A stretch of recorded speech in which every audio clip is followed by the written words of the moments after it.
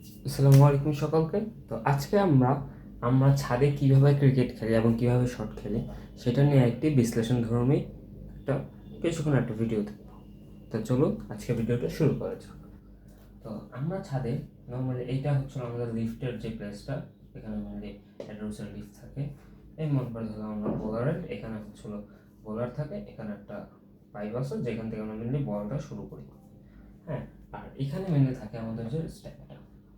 যদি আমরা রুফটপ ক্রিকেটের ক্ষেত্রে চিন্তা করি, এখানে এটা ওটার উপরে থাকে এবং এখান থেকে নর্মালি বল হয় এবং সেখানে যে ব্যাটসম্যান থাকে সেখানে এখানে আরেকটা রুম আছে,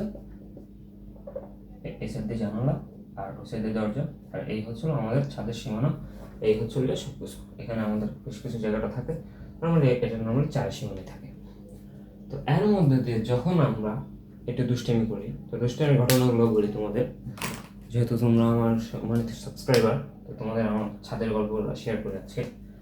তো দুষ্টামি যখন করি, বল এদিকে এখানে পাইপ আছে, এই পাইপে যে বল চলে যায় না, অথবা এদিকে টিন আছে, বল আমার এই টিনে উঠে দেন ফিনিশ। এখানে আবার একটা বাসা আছে, সেই বাসায় বল গেলে আর বল ফেরত আসে না।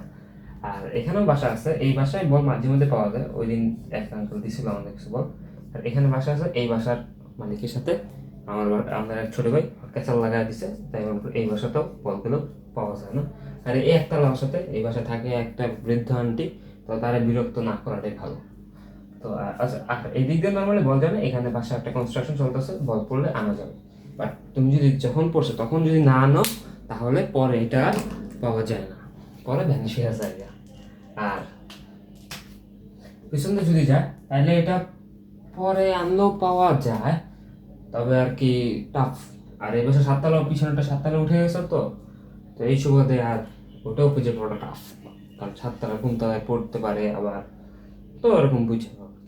আর যদি আমরা এইদিকে বল পাঠা দিই, এদিকে বল পাঠা পাওয়া যায়, তুমি যদি বল খুঁজে পাও তাহলে তুমি পাবা, এটা নিশ্চিন্তে থাকা যায়। যদি তুমি আর কি পাও, আর না পাও, তুমি না দেখলে আর কি পাওয়ার কোনো চান্স নাই। আর এমনি ওই পিছন দিক দিয়ে কোনোদিন বল পড়ে না এখন অব্দি। এই যদি চারটা ভাগ করে আমরা চারটা এদিক দিয়ে গেট, এখানে ছাদে ঢুকতে হবে। আর খেলে আমরা এইখানে ব্যাট করি, এই কোয়াড্রেন্ট থেকে বলতে পারবো বল করি। যদি আমরা ত্রিকোণমিতির মতো 1 2 3 4 এই অনুপাতে যদি ক্যালকুলেশন করি, যদি আমরা টেস্ট খেলি, সবচেয়ে মানে 40% বল আসবে এই পাশে। আর যদি হলো তোমার 4 মারতে হতে হলে এদিকে মারতে হবে, এইদিকে বল মিস হয়ে যায় আর এদিকে বল খুবই রেয়ার। এই মনে করো একটু ডিফেন্স করতে যায় মনে হতো, যদি আর কি যায় তো সেটা ভিন্ন কথা। এমনি আর কি এই হচ্ছে যে আমাদের ক্রিকেট খেলার চিত্র, যে মেনলি আমরা এই যে তোমার হলো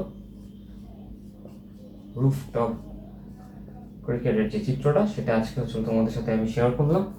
তো এই যে আজকের ভিডিও। তো ধন্যবাদ সকলকে, সবাই ভিডিওতে একটা লাইক দিবা, কমেন্ট করবা, সাবস্ক্রাইব করবা, আর কেমন লাগলো এই রুফটপের ঘটনা সেটা অবশ্যই শেয়ার করবা। আজকে অনেক টাটা, বাই বাই।